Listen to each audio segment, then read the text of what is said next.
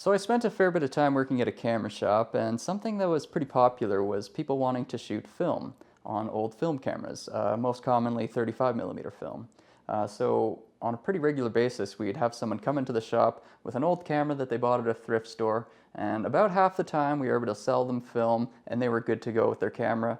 And about the other half of the time, there was issues with the camera that were either going to make it unusable or needing a fair bit of expensive repair. So let's kind of do a little shopping here at my fake thrift store, and by the end of this I'll have kind of a checklist of things for you for next time when you go out looking at film cameras to be ready to make sure you are more likely to get something that'll work. So let's check out this Minolta Hi-Matic AF.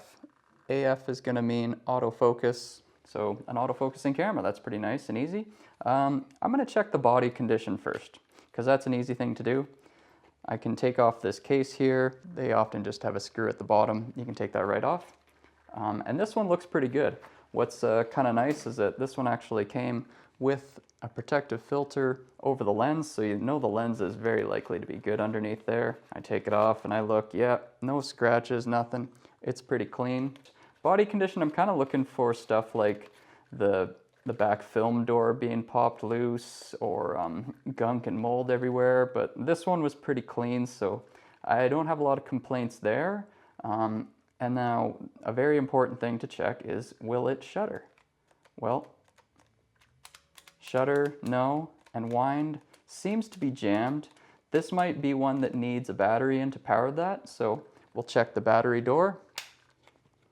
And it's always important to check the battery door because often batteries are left behind in these and they corrode over time and it gets full of gunk.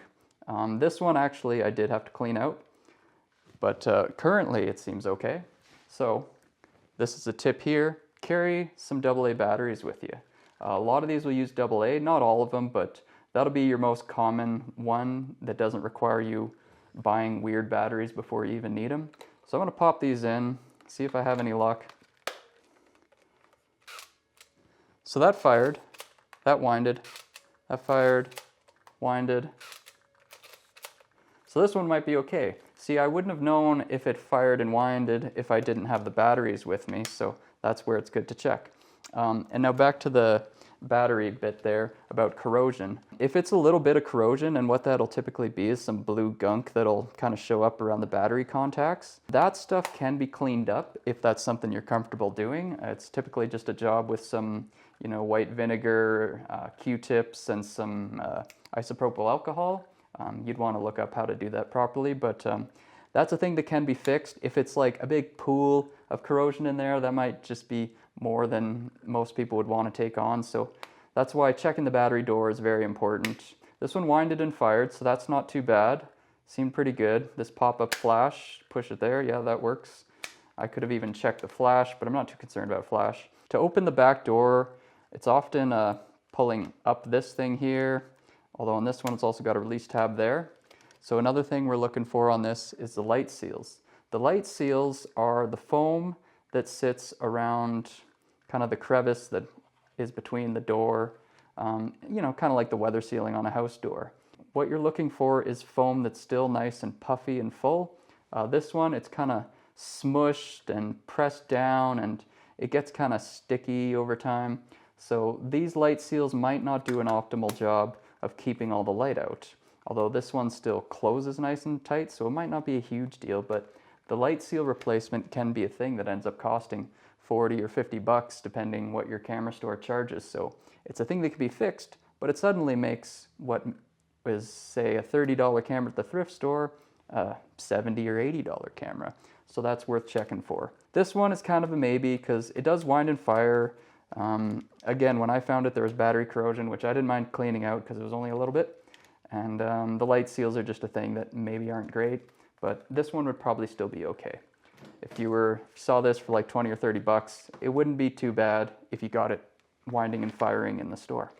Okay, now let's look at kind of an older one here. This is a Rollei 35. If you found one of these, something that looks like this, really cool and sleek and it's not too much money, I say just get it anyways because it's a sweet camera whether it works or not. But let's check this one out. So this one, because it's an odd one, we kind of have to figure out what things do, because again, like the other one, we want to get in there and inspect things, and we also want to test shutter speed and winder if we can. And this one, the two don't work, and you might not realize at first, but you have to extend the lens out. So that's where fiddling with the buttons and kind of figuring out what things do plays a factor. So now that it says open, I can shutter, but I can't wind. Oh, there's the wind. So a little bit of a stiff wind. So the wind might work enough for you, but it might not perform that great. I've actually shot a lot through this one, and I just know that the wind is a little inconsistent. It's working pretty good now, actually. Huh, well, that's cool. So that one seems to be good on that front. Again, we want to crack this one open, and this one's a little more confusing. It's like, how do we open it? It's kind of not clear like the other ones. So that's where just messing with things kind of comes in. Like, oh, I push that lever down there, it opens now. And this is where I can check out the battery compartment. And so another tip is to carry a few coins with you. I say carry a nickel, a quarter, and a loonie. With those, you should have all your bases covered. So this one, I use the nickel, and I crack open the battery compartment. And again, I'm just gonna look for corrosion in there. I'm not gonna do this one all the way because it kind of takes forever. So far we have a couple things you wanna carry with you. A few AA's and some coins to open battery compartments, because as we'll see soon, a lot of them use coins for battery opening. So this one looks pretty good on the inside. This one actually kind of has its own method for light sealing, as the casing slides underneath, so we're not worried about light sealing on this one. Everything looks pretty good. If you found this one for 20 bucks, absolutely buy it because it's dang cool. All right, now let's look at kind of a compact electronic 35mm camera. Really popular because you know, it's all kind of automatic and it's fun. It's kind of like a disposable camera you don't have to dispose of. So what I would look for on this one, again, body condition. This one's very clean. Battery door. So now this one takes kind of an odd camera-specific battery, a CR2 battery. It's unlikely that you'd be carrying around one of these to test it, unfortunately.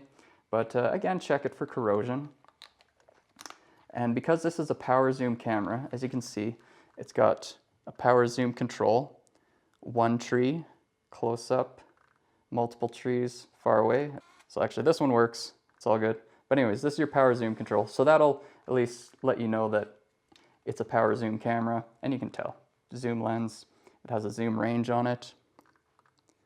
So what I would look for on here is kind of dust and crud jammed into there, because with these cameras, what makes these problematic over time is that, you know, they go on trips to beaches and stuff, and they get sand caught into the zoom barrel, and when you bring the zoom back, it pulls all that back in, and that's why over time you see these things jam up and they don't work anymore.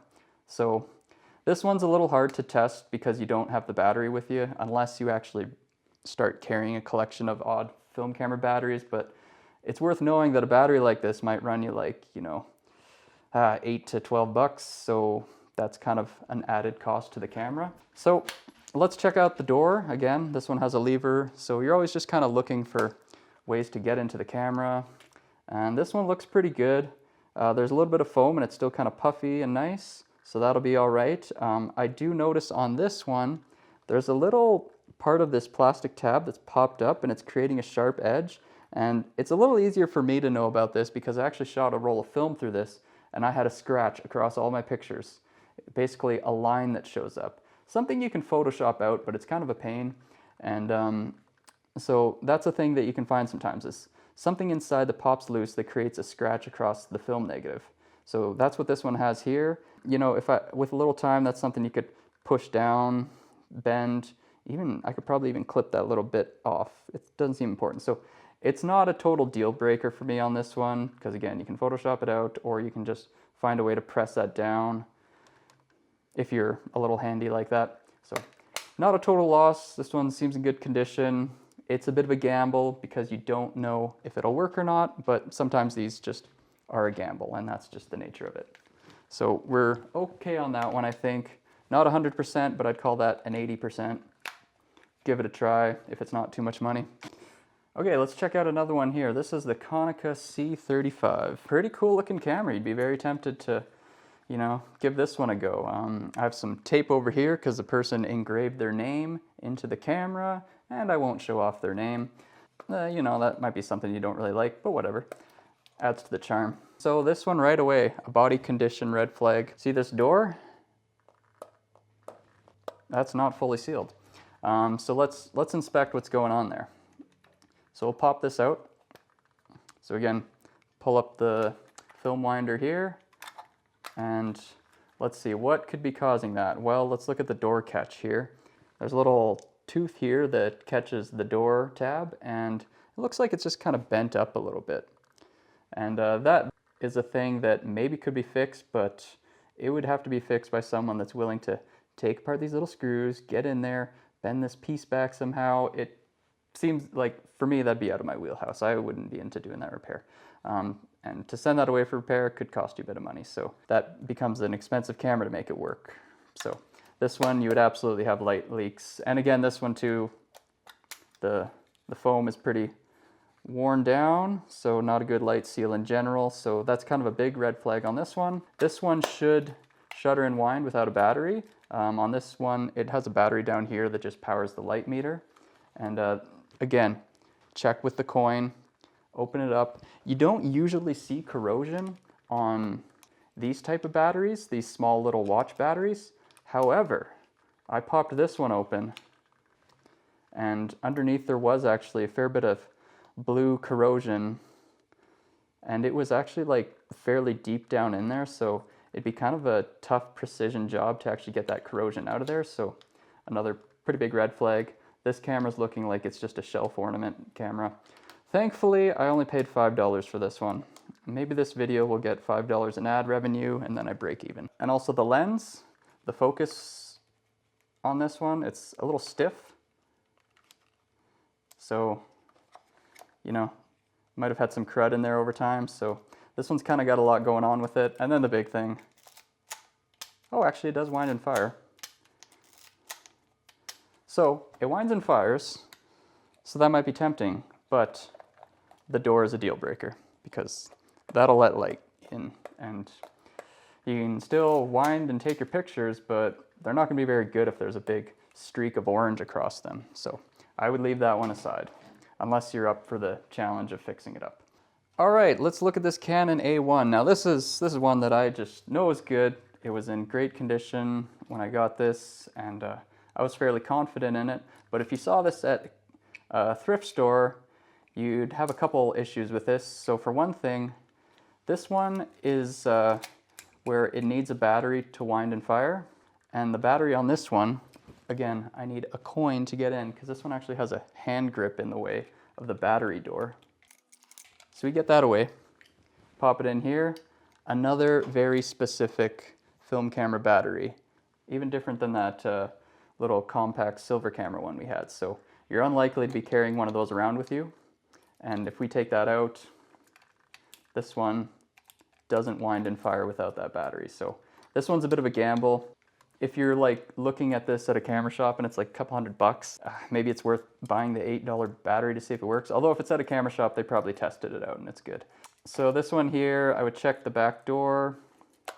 Things look pretty good. So let's look at a good front light seal. So I pop the lens off, which is usually like a button on the lens or just beside the lens, and you kind of rotate red to red. So I got my red marker here, that comes off. And so I look at the front light seal, and that's a piece of foam just up here. I press it, it doesn't stick up when I press it, it kind of puffs back down. So that's a good light seal. Now that I have the battery in, I can kind of examine this a little more. So another decent thing to test. I mean, this is if you have all this time to sit at the thrift store and try these things, but you know, people don't really care if you do that thing there. So you can play away at the Valley Village shelf and test all these things. Let's try shutter speed accuracy. So I go to one that's really fast here, 1000, the fastest shutter speed. I'll fire it, gotta wind it. That looked pretty quick. Let's go to 1/60th, which is kind of like where you almost need a tripod for a shot that's not shaky. Slower shutter speed, that was kind of slower. Let's go way down. 4-second shutter, let's try that. Wind it, 1, 2, 3, 4. Yeah, close enough. So it seems like it's pretty accurate because sometimes over time these lose their shutter speed accuracy, or they just kind of get out of sync, or they need calibration rather. So that one's pretty good there. Again, light seals are pretty good condition. There was no corroded battery in that spot, so that's a good one there. I'd be pretty confident with that one. But again, it's partially because I was able to test shuttering it with a battery, which you might not be able to do at a store. So it could still be a gamble for you. Let's look at this one here. This is a Vicon. It used to be a Nikon, but it lost part of the N. This is one that should fire just on its own without a battery, because the battery on this one is just a little watch battery that powers the light meter. This one is jammed. The winder won't wind, shutter won't shutter. That one I would just leave behind. It needs a winder fix, and the winder fix is not going to be cheap to send that away. Or at least, I don't know. If you really want the camera, go for it, but if you're just looking at this at a thrift store, try to find something that's good to go. Okay, let's check out kind of a, an electronic SLR film camera, one of the kind of more advanced ones in its day. You'll get great film pictures out of this because you have faster shutter speeds, better kind of exposure metering options, a more easy to use self-timer, stuff like that. So that can be very good for you. Couple things I would look for on this one. Again, open the battery door, check for corrosion, of course, check the back door like we did before. This is one where you might be able to, if you had 4 AA's with you, you can try it out, see if it goes on. So maybe my tip is actually carry 4 AA batteries with you so that you can, at least in the AA world, you can test anything. And again, if you didn't end up needing those AA's, you can always use your AA's for something else. That's the beauty of those. So like this one turns on, and this will probably wind and fire. Oh, and that was a real picture of a blank wall because I actually have a roll in this one. So this one just looks pretty good. I would check the light seals and all that, but if it turns on and fires, it's probably pretty good.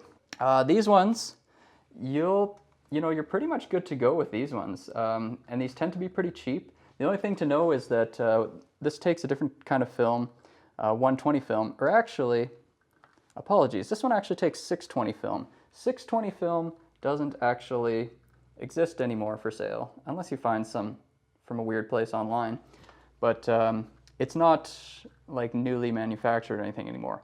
However, you can sometimes modify the spool to fit 120 film into a 620 camera. That's what I actually have inside this one. These ones are also, like, if they're cheap, they're worth picking up just because the downward viewfinder actually just looks so amazing through these things. It's like super sharp, really cool. They're kind of just a cool shelf piece, and they're usually not a lot of money. But these are very simple how they work. There's no electronic. It's just like there'll be a spool inside, and you can pop it open to check for that. I actually have an active roll in here, so I'm not going to open this one, but you can pop it open, make sure there's an extra spool in there. There should be one spool, because there'll be a spool that comes with your film roll that you put in this. And I mean, if things turn, nothing's caught, it should be good to go. These ones kind of hold up pretty well, but it's it's just kind of one shutter speed. You just kind of shoot it outside with ISO 100 film or something, and you get what you get, but they're pretty cool and look cool. So they're not a huge risk really, because they're usually pretty cheap. And lastly, let's look at a Super 8 camera, because maybe you're considering that too. I'm gonna grab a couple batteries for this one. So Super 8, it's worth knowing that it can be a pretty costly endeavor, and my prices are in Canadian, so bear that in mind. But I was looking into shooting Super 8, and after buying the film stock and getting it developed and then having it digitally scanned so that I actually put it on a YouTube video or something, it was gonna run $300 for 3 minutes of footage. So that's kind of a bit off-putting. A lot of people I know, they'll just say, oh, just shoot it digital and get a Super 8 filter over it, which the purist will say, hey, no. But all right, so let's look at this one. So it's got a battery door that I can put in. Look at that, AA's. See, most common bet is AA's with a lot of these things. So for me to say this is a good one, let's examine it a little. What kind of functions does it have? It has an on-off switch. It has the shutter for rolling. It rolled. and it has a power zoom. I actually learned after the fact from the manual that this one, the power zoom actually only runs while you're firing, so